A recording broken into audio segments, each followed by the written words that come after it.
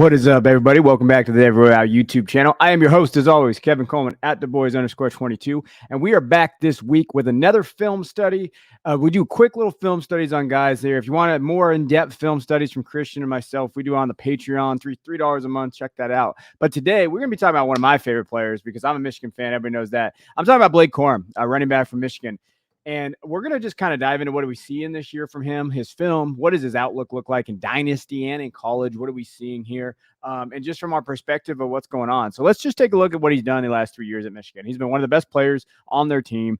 He's been a very standard guy the last 2 years. His first year, obviously, didn't get too much run in that COVID year. Last year, though, had 952 yards, 11 touchdowns. And to be quite honest, he was well on his way to being one of the best running backs in that room. Hassan Haskins was there. They shared a lot of time. But in reality, when you're looking at Blake was there, and then he's kind of, we'll talk about his durability issues down the middle. He got a high ankle sprain, and he kind of just faded out at the end of the year. But this year, hey, you know what? When you're looking at it through 5 games, 93 attempts, 611 yards, 10 touchdowns already.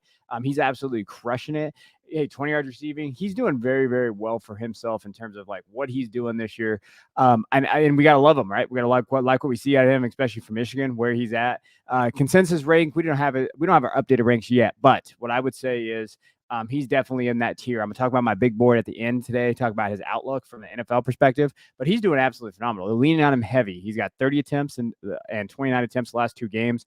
So we're going to talk about that attempts thing. We're going to make sure that he stays healthy. Now, he had 30 attempts when Donovan Edwards didn't play, but they're using Donovan Edwards kind of around. Donovan Edwards is not getting the usage of the volume that we want to see in the rushing attack. I think that's got to be a little bit split better as we get into the Big Ten season, especially with Big Ten defenses. So you're going to want to see Blake do that. But hey, let's talk about what he does well. So first, quick feet, okay, explosion and vision. So big things about him, like my line of scrimmage. And explosion is the line of scrimmage. He does a very good job. He's got quick feet. He's able to kind of manipulate defenders inside the tackles. And he's not the biggest guy. So that's the thing about him. Like that size is question mark.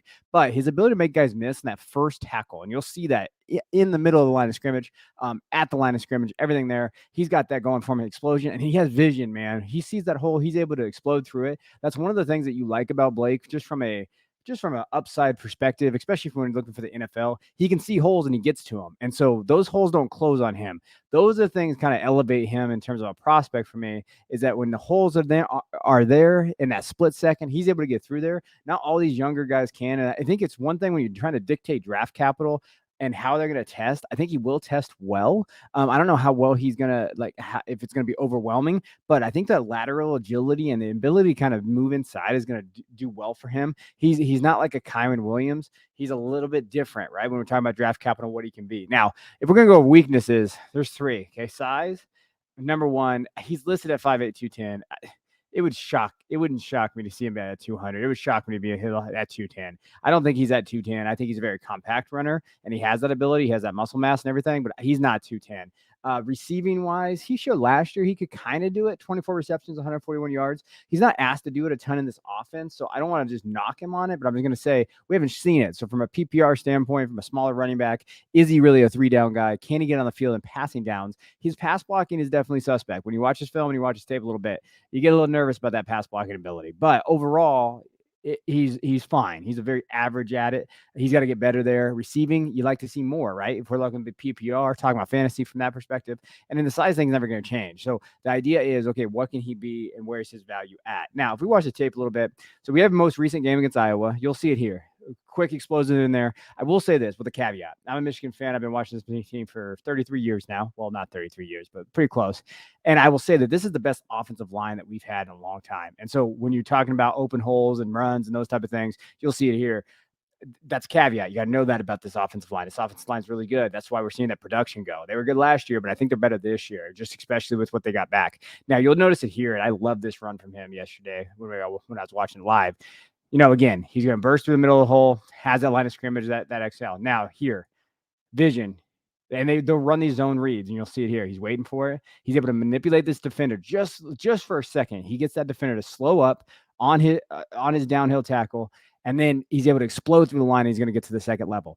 That is Blake Corum in a nutshell. That's what he does. And he just scores touchdowns. And you'll see it here against Maryland. Again, okay, that quick little jab step, gets to the outside. He's not going to beat him to the outside, but he's going to get a 10-yard first down. So those quick little jab sets, that quick little feet, that's what you're looking for. Again, vision comes through here. Now, big asshole. So again, like I said, caveat here. Michigan has one of the better offensive lines in the country. So that big asshole you see there right there is good. Again, here, good quick feet, first step. So that jump cut. We're talking about Blake Corum, and we're talking about this.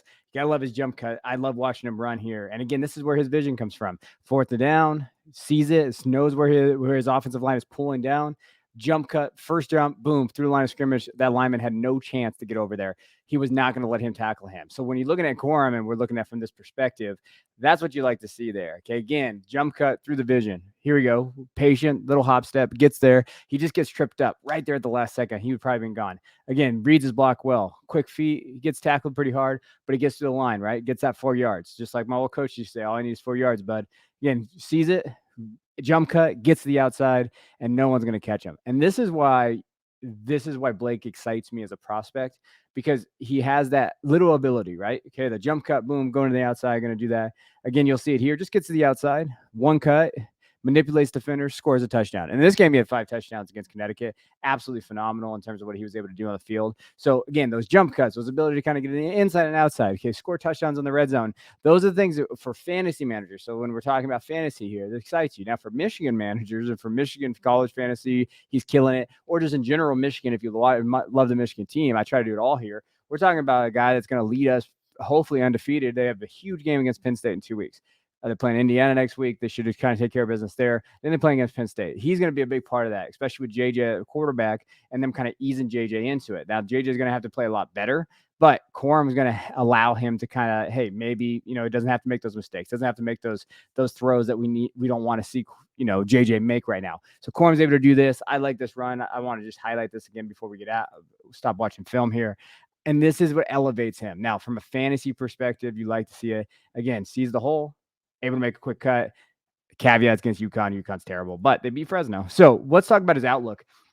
Overall, and we're talking about is one of the best running backs in college football right now. So that's his outlook for college. As far as draft capital go in the NFL, right now on my big board, he is my number 16th ranked player. So he's around the 204, 205, 206 if you're playing Devy. If you're playing fantasy, dynasty, where you're going to value him. To me, he's a second round pick, depending on draft capital. I think he could be day 2, just based on his production there. He's got to test well because his size isn't going to be there.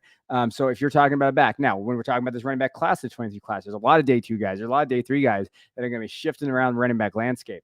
I like Corum, but I think he can get overvalued at times. I might undervalue him because I'm a Michigan fan, so I try not to let my bias go in there. I think Corum is going to be a very solid runner. I think he can go in between the tackles. I think his size is a bit concerning, and his pass blocking and receiving ability is a bit concerning from an upside perspective from fantasy. But overall, big fan of his. I think he can continue to do very well. So this is a really quick breakdown study of what we expect from Blake Corum, where he's at, based on what we think his perceived draft capital is going to be and what he can do in Michigan. But keep an eye out on this kid, especially as the Big Ten season comes. If he can continue to do this over and over against better competition, especially as we get to Ohio State, that team up there, we'll be talking about that. But I appreciate you guys tuning in. Please hit that like and subscribe button. Hit up the Patreon. It's $3 a month. Tons of content. Tons of content this week going just Patreon only, and pretty much the whole season. So I appreciate you guys tuning in. Until next time, I will see you guys later.